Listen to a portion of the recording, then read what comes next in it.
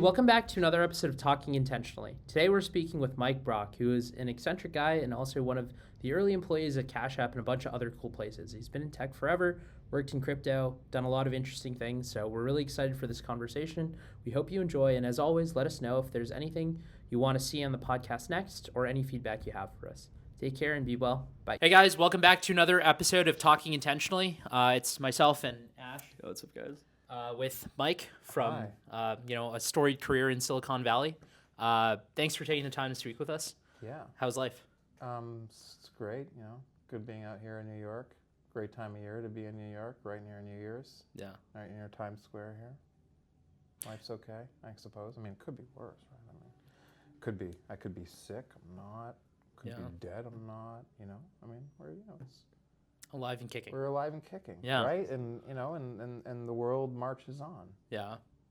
I mean, what's you're a person who I know pretty well in the world of fintechs and tech. But what was your background with it, and how did it color your opinion on how you view the world today? How did my world and how did fintech? Yeah, like your perspectives on the world are obviously a byproduct of your life and your existence. Would love to hear that a little bit about that life. I from a very young age, I've always had a pretty strong world view. I was I write about this a lot actually on Notes from the Circus, my Substack. How I was, when I was younger, I was into libertarian politics. So, I've kind of, and I call myself a kind of a classical liberal today. Some people would even call me a liberal philosopher today. And I've always sort of had this sort of core sort of set of romantic beliefs that go back to my childhood, go back to conversations I had with my grandfather who fought in the war, who was part of the D-Day Normandy invasions, about the sort of sacred sort of gift that we have to live in freedom and a society that is capable of governing itself and has a system of at least something like that tries to at least reach towards some concept of fair justice. I know that we fall short of that as a society in all different ways, and our history is littered with examples of that. And I've as I moved through life, I've tried to the best of my ability, live according to my values, which are long held and give me speaking for me, a sense of meaning in the world. And so I mean, what I learned in fintech is that there's a there's troubling features of the political economy in this country and throughout the world, right? There are features of our economy that have become, and I would say,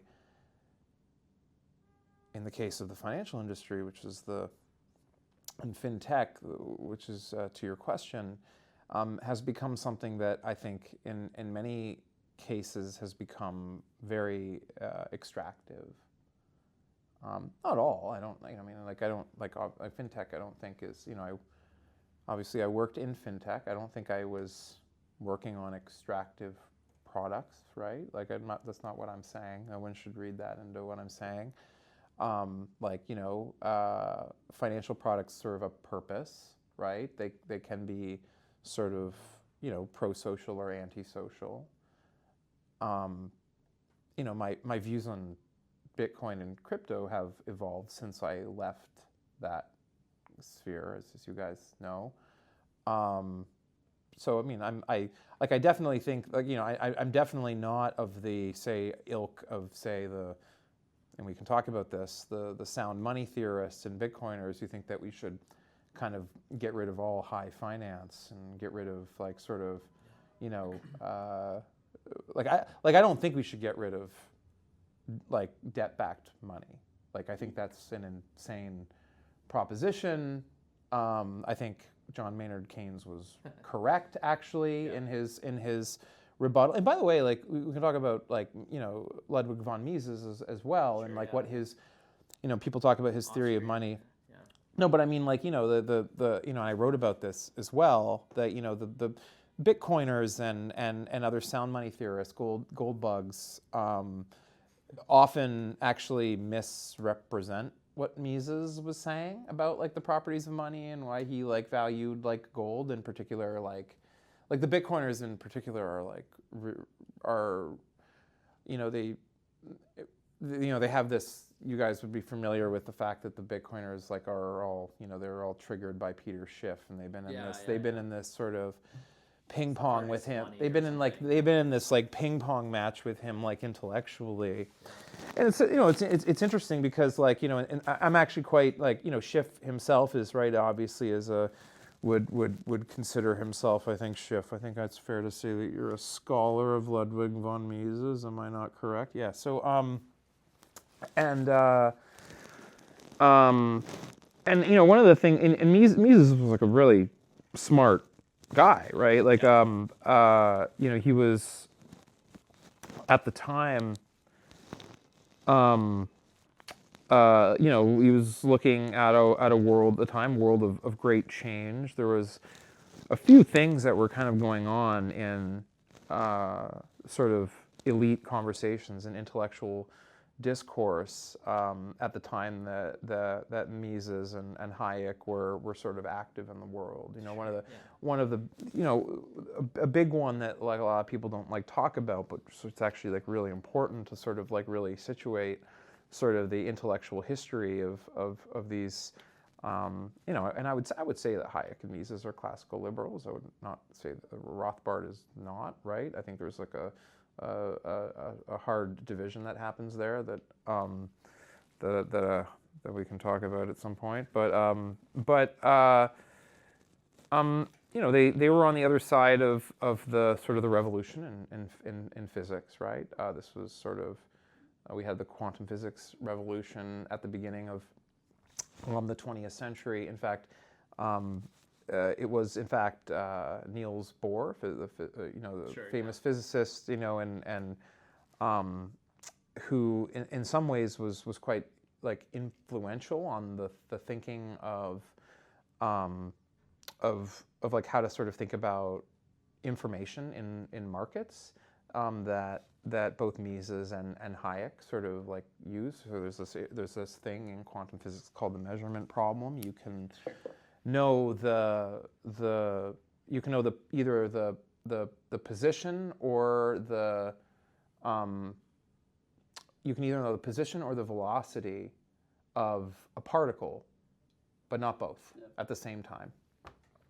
And this has to do with the fact that in order to measure a system, you must disturb the system, which creates this sort of like paradox in measurement, right? And this is like actually the sort of like insight coming out of quantum physics that Mises starts thinking about, which leads to the emergence of the economic calculation problem, which is the problem that a central planner in a socialist, centrally planned economy has to contend with, which is like knowing ahead of time what the required inputs are for everything. So, and what Mises does, right, is he sort of building on the insight that kind of comes from sort of the physics world at the time, right, like from like reading Bohr. Yeah. He intuits that like you can't really do this. This is like the only real like effective way to do this is through sort of the price signaling mechanism. And this is what is the price signaling mechanism? Well, it's sort of the observation that like that like it's way more efficient to just allow like supply and demand signals in the market determine what the price should be.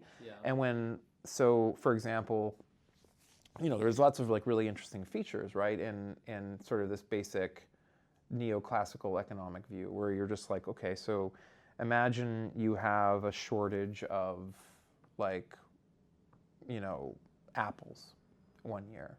That's going to cause the price of apples to go way, way up, because you have different grocers across the country, different wholesalers that are all going to want to sell their customers apples. There's less apples. Well, they still have really rich customers that still want their fucking apples, and so they're willing to pay more for them. And so, apples become more of like a luxury good the more scarce that they are, and the price goes up. And one of the things that happens in that world is there's a signal that's kind of sent through the market.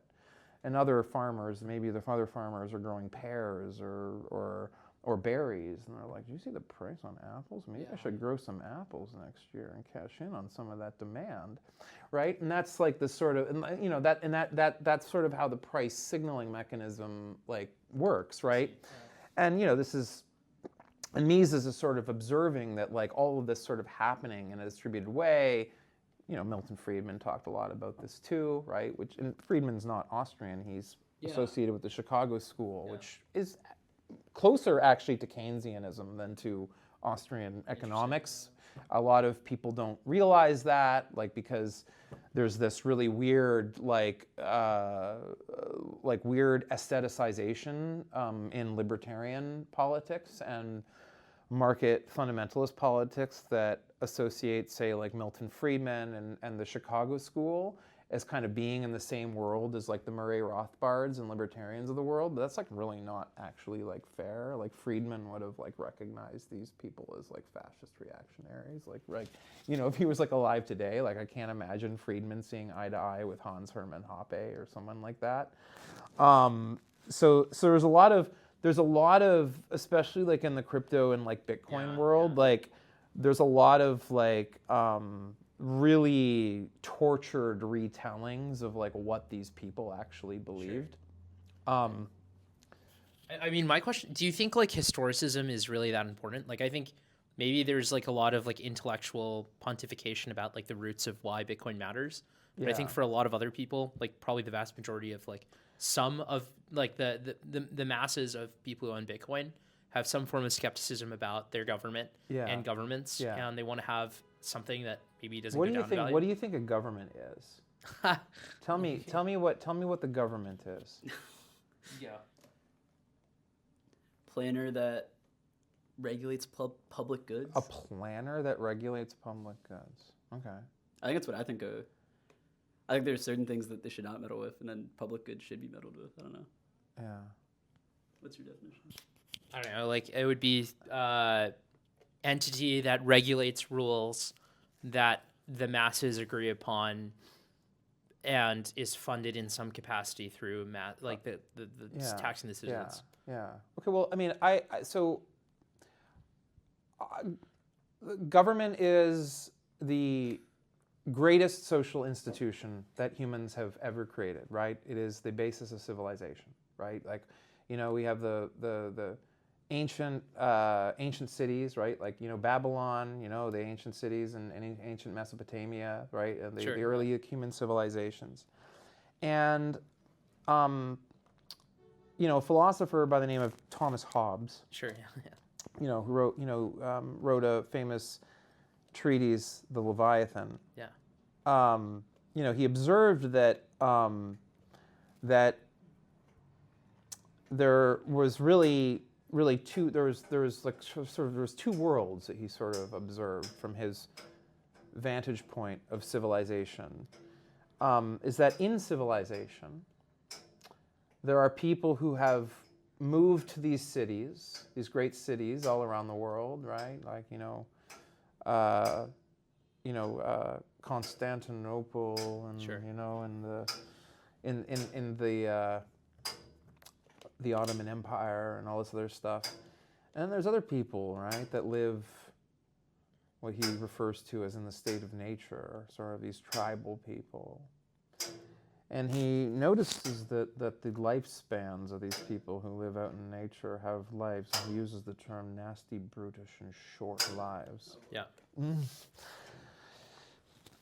and he says, and so Hobbes says to himself, he's like, well, what's going on here? Because like in some ways, these people living out there in those pastures that are living nasty, brutish, and short lives have a lot more freedom than we do.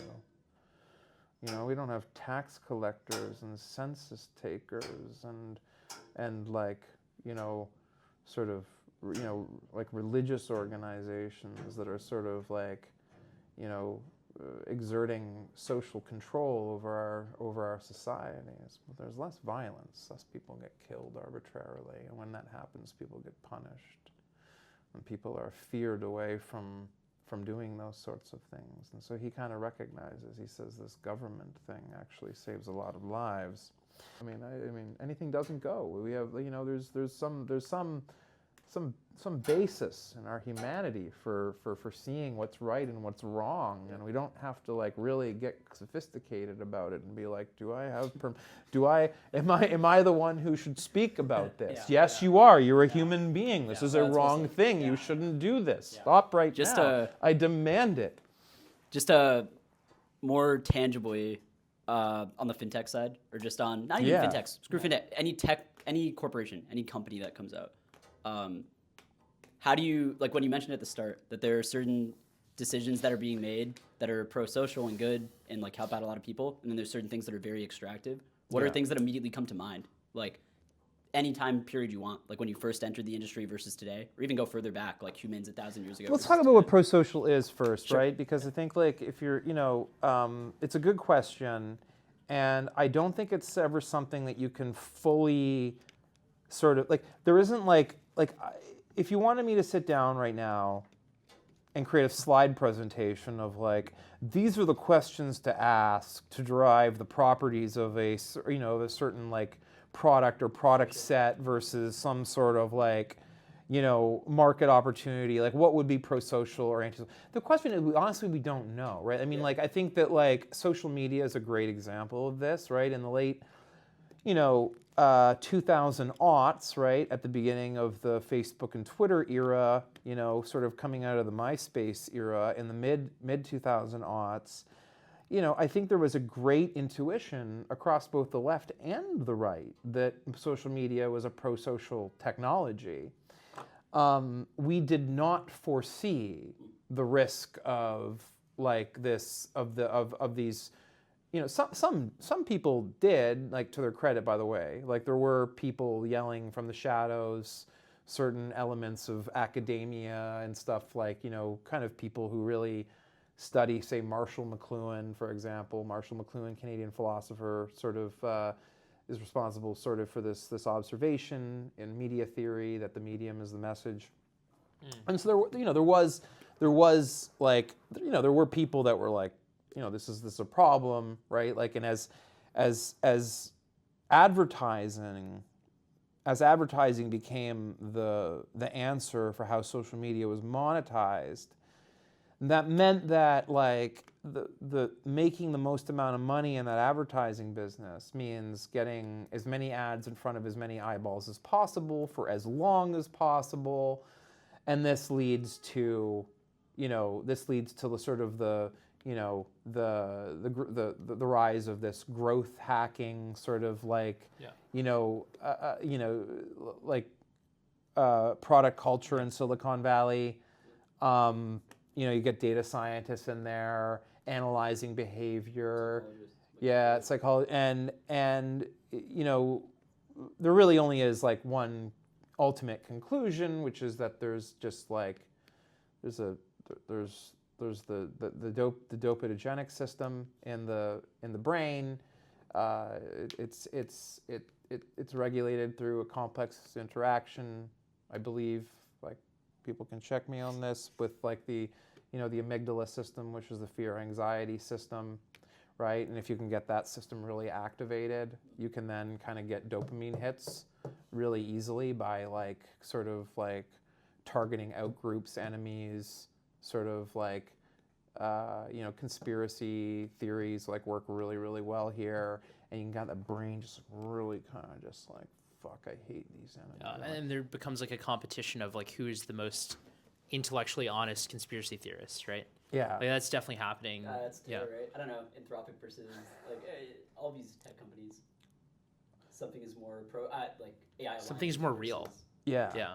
Yeah. So yeah, you mean you have this like Purist test. but I mean, yeah, but it's not even just that. It's just like a fucked incentive system, right? Now that like the most profitable model that social media can now engage in, right, is to show content that makes people angry, because that keeps them engaged for the longest. You wrote a whole piece on this, not social media, but like trading, right? Like a lot of what we see in our industry, but also abroad, or fintech broadly, make money off of people losing money. And to be fair, oh, sorry. We can edit that. I mean, just to give you a quick TLDR, it was like essentially Tidal was losing money as a service. A lot of crypto just operates as like that, with that as the business model. It's like you have a bunch of people who like gambling, and you give them new products to gamble and like get rid of the, like in the US, in New York in particular, there are a lot of crypto regulations that prevent you from actually being able to access like 500x leverage trades, right? Yeah. And that's probably pro-social, maybe. I think some people would feel that way. People would disagree. On our end, it's like we want to build stuff that isn't like going to just be purely extractive and play to this like losing money as a service business model. The funny thing isn't even like the 500x leverage. It's the like you literally look at the user base, and the vast majority of profits are made from people who are net down. So like super left curve, intuition-wise, somebody has gone in with the promise of something that has not. Well, I mean that sounds antisocial to me. Right? Yeah, I think that's not unfair. Is unfair. there an equivalent for? Yeah. Like society doesn't seem better. It just seems that money's moving from someone's hands to another, and they're doing it through creating perverse social incentives. I think is a very kind way of saying it. Sure. So what would pro-social? What's an example? Any throughout like I don't know last 20 years. I mean pro-social means both sides get something out of it. Like really, I mean I think grocery stores are pro-social business. Their employees make money. They're able to pay their employees. They're able to pay the money gets to the farmers through the commodities. The family puts their food on the table at the end of the day. Like that's a pro-social business. It's inside you have like Starbucks that's employing like behavioral like science and like every scientist you can imagine to make like a caramel frappe taste so good that you will be addicted to it. And the counter to this is like, okay, so then you need to start fighting it the way that they're fighting it. So you need to take like GLPs or whatever to like fight the hunger that they're creating.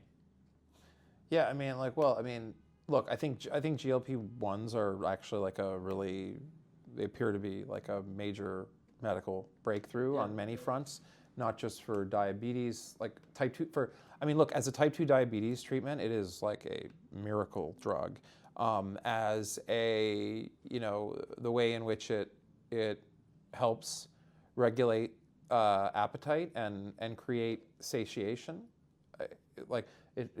that research has suggested that like the same neural pathways that are responsible for things like cocaine addiction, heroin addiction are actually treated well. I think they're showing that I think there's like studies now that have shown that like cocaine heroin addicts have managed to break their addiction within 2 to 3 days of starting a GLP-1. And so there's like actual clinical trials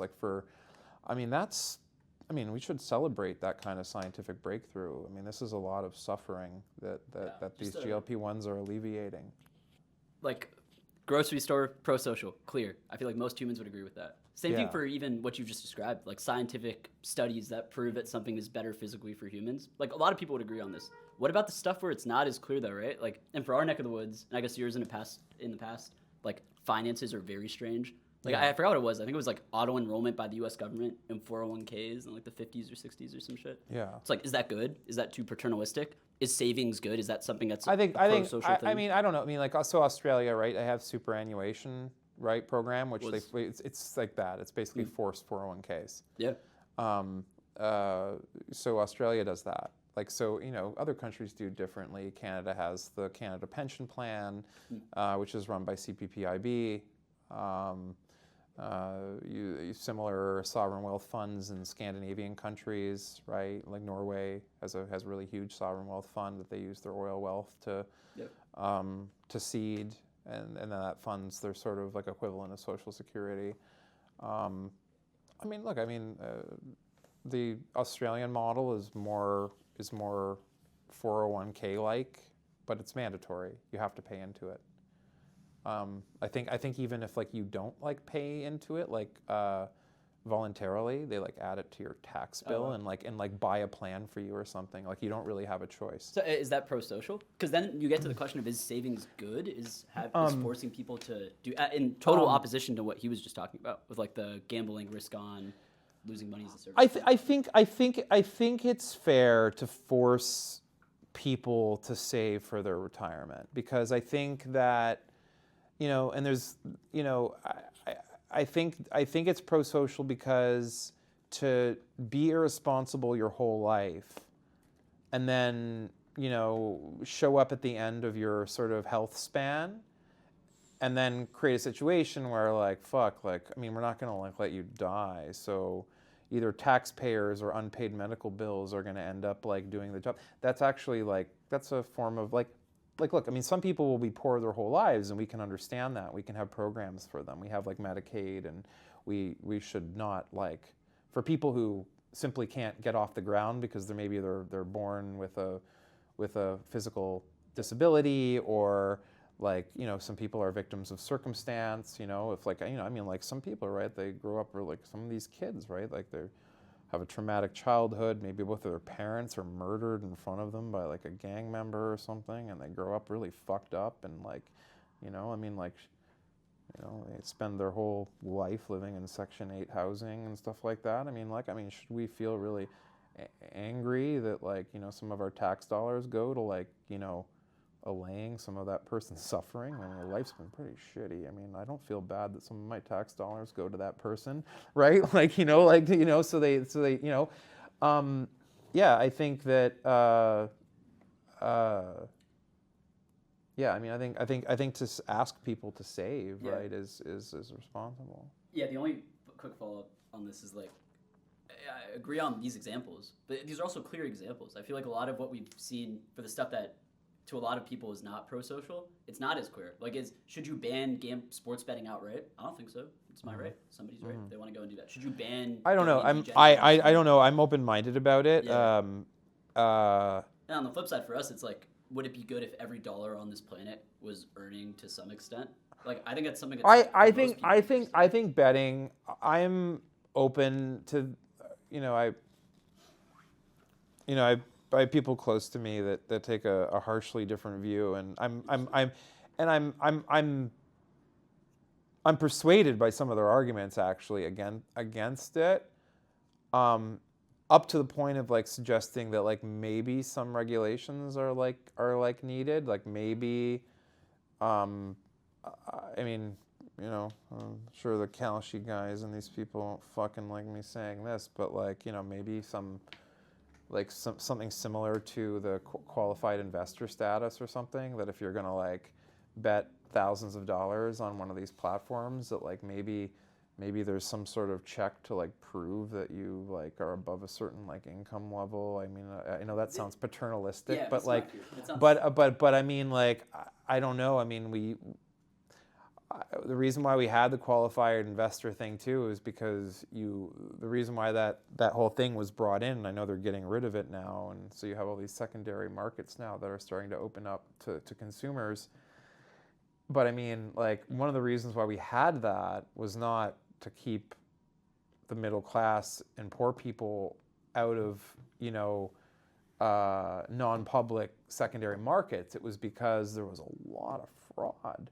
For sure. There was a lot of people in the 50s and 60s and stuff. Yeah. You would get people coming to me and be like, "Look, I'm going to build this new company." They go knocking on people's door, and it's all you need to do is give me your life savings, and you're going to be a millionaire. Yeah. And that was why that was why we brought in this whole qualified investor thing, because it was to create some kind of heuristic in the law for the kind of person that would be smart enough to identify that Or bullshit could in afford front the of them. loss. Yeah. And so, like, I mean, I don't like, I hear everyone talking about how overly paternalistic that is, but like, they're also kind of ignoring the sort of like really bad history of like lives being completely destroyed by fraud, you know, in these secondary markets. There's just a lot of financial predation that, you know, in the 50s, 60s, and 70s that led to these laws.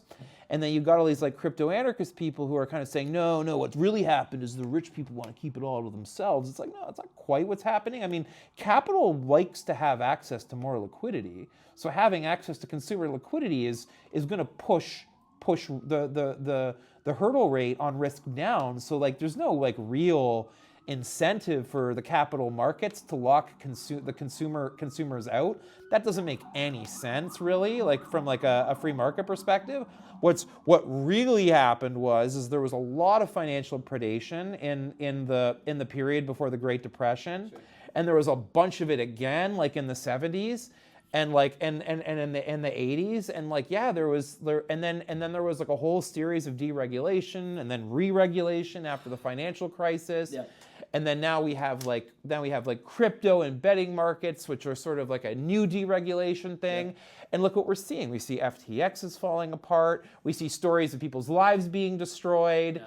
And we're like being like, yeah, but is this like paternalistic? I'm like, I don't know. But I mean, like a lot of people seem to like not know the fucking difference between something that's real and a fraud. And that's concerning at a societal level. It's agreed on the history side, agreed on all of this. But then again, very tangibly with what we deal with every day. Like today, if you are one of us, you're an American, and you want to go and invest in a certain asset class. Yeah. Again, a lot of these are good motivations, and frankly, like a lot of these problems that happened in the past probably happen again. It is physically impossible for me, recent college grad, to go and invest in certain things that our investor Look, I'm not saying no. Like I think there's like maybe there's other ways of doing it. Like maybe it's like education based. Maybe like you have to like, I don't know, like maybe like we pass like a law and you have to like prove that you did some like online course or something. I actually think Robinhood forces this for options trading. Maybe that's better than having like an income or invested assets limit or something, right? Like where we like say like, look, like you have to get a license. You have to get a license to use Kalshi or whatever. And what we're going to ask you to do is we're going to ask you to take this 3-hour online course that the government requires you, and then we'll at the end of it, we'll issue you a license, and you take that license, and you can go and sign up for Kalshi or one of these like, you know, fancy secondary products. But we're going to give you 3 hours of like consumer safety information about like, here's what you should look for. If you see this might be a fraud. You might want to ask this question. Like basically require people to do something. Would that be so bad? I don't think so, but I don't think you can have a test that's agreed upon. Like, imagine trying, like, exactly what you described. Call it prediction markets, like betting or gambling in general. Like, how on? Even the three of us, I'm sure we all have vastly different questions on that test, right? Like, but we have the driver's license. Like, we have a driver's license that people have. You know, people probably have totally different rules. Like I think you could totally make a libertarian argument that you shouldn't have to wait at a stop sign if there are no other cars. Like you can make a cohesive argument. It doesn't necessarily mean it's correct. And it doesn't necessarily mean that you should build a society around that. Like we already have to be licensed to be a stockbroker or whatever. You have to do your section whatever like thing with the SEC. It's like all we're saying is like if we're going to open up these secondary non-public markets to consumers, well, they should get a license too. It doesn't have to be like what's it called, like the Series 7 or whatever. Sure, yeah. Like it doesn't have to be that fucking complicated for consumers and access to these products. It can be like it's a 21st century. It can be done as like an online course or something like that. Yeah. But it's like some basic things so like consumers are like, oh yeah, this is probably a scam. Here's my question. I do think like the market can potentially provide a solution that would be the premier solution for these kinds of things. Like he just mentioned that in order to trade options in Robinhood, you need to take a course, right? Robinhood is probably far more trusted by the people who would teach me about financial products when I'm growing up